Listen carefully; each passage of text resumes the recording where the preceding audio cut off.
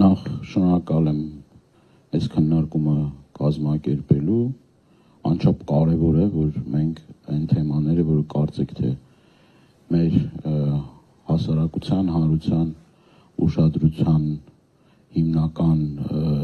մասով չի արժանանում, նման քննարկումները շատ կարևոր են եւ ես նորից մեկ անգամ եւս շնորհակալ եմ քննարկման կազմակերպիչներից, ներկաներից եւ կարծում եմ մեր այս քննարկումը ոչ միայն խնդիրները արձանագրելու, այլ նաեւ որոշակի լուծումների հանգելու եւ որոշակի առաջարկություններ մեր մեսիջները փոխանցելու։ Այս առումով ես ուզում եմ սկսել ուրեմն հետեւյալից, եթե չգիտեմ ինչքան ժամանակ ինձ կտրամադրեք պարոն Խանոյան, բայց փորձեմ շատ կարճ ներկայացնել պայմանային անվտանգության ապահովման ազգային անվտանգության կարևոր բաղադրիչներից է։ Ուզում եմ նաև նշել, որ երկրի պայմանային անվտանգության բնորոշման հիմնական ցուցիչը պայմանամթերքի ինքնաբավության մակարդակն է։ Միջազգային պրակտիկայում երկրի պայմանային անվտանգության դիրքը գնահատվում է 3 բաղադրիչով. պայմանամթերքի մատչելիություն, հասանելիություն, որակ եւ անվտանգություն։ Այս 3 մասերով ցավոք սրտի մենք ունենք լրջագույն խնդիրներ։ Այս առումով ցածր է հատկապես ցորենի, բուսական յուղի, հատիկ ընդեղենի, մշակաբույսի, թռչնի մսի, ոչխարի եւ այծի մսի կաթի ինքնաբավության մակարդակը։ Կուզեի անդրադառնալ նաեւ վիճակագրությանը, սիրելի հայրենակիցներ, ուրեմն 2024 թվականի վիճակագրությունը, եթե մենք նայում ենք, ես շատ ձեզ թվերով չեմ ծանրաբեռնի, բայց մի քանի զուգահեռներ կա, որ ինձ թվում է կարևոր է, որ մենք հնչեցնենք այստեղ։ Ուրեմն թվերով չեմ ծանրաբեռնի շատ, ասեմ, որ նույն ուրեմն նաև սա պաշտոնական տվյալներ է, ցորենի ինքնաբավության մակարդակի մասին եմ ուզում խոսել, եթե 2019 թվականին ըստ վիճակագրական տվյալների մոտ 31% մենք ինքնաբավության մակարդակ ունենք, ցավոք արդեն 24 թվականին շեշտակի նվազել է, հասնելով մինչև 22%-ի։ Նույնը նաև բանջարեղենի ինքնաբավության մակարդակն է, ուրեմն հատիկ ընդեղենի մասով կարող եմ ձեզ տեղեկացնել, որ 2019 թվականին եթե 50% էր,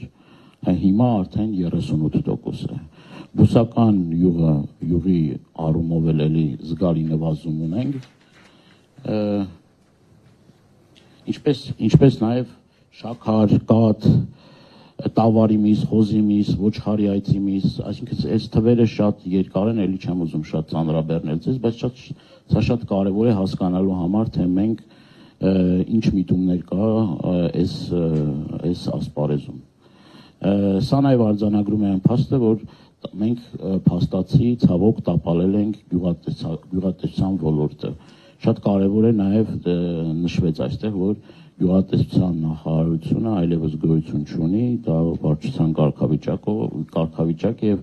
դա նույնպես խանգարող հանգամանք է։ Ուրեմն եթե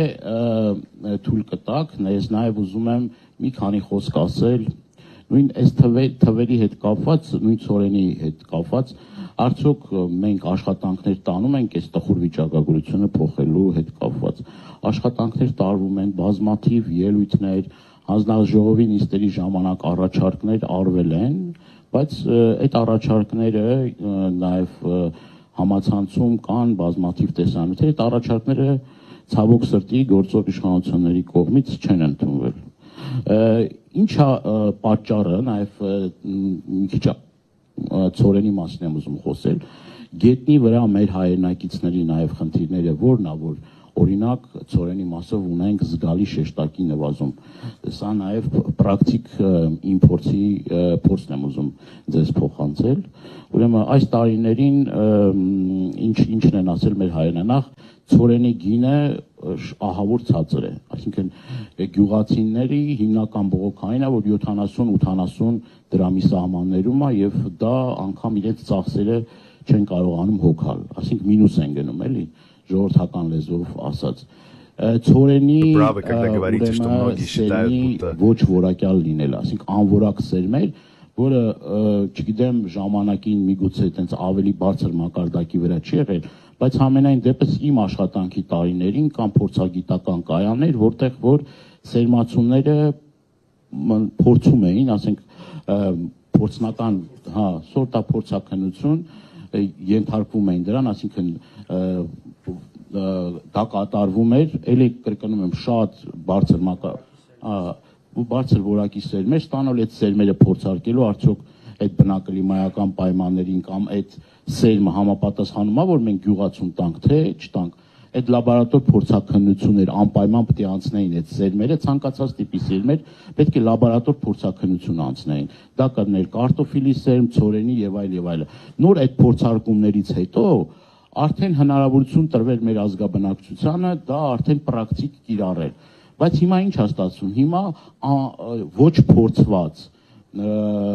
շատ ժամանակ խնդրահարույց սերմերը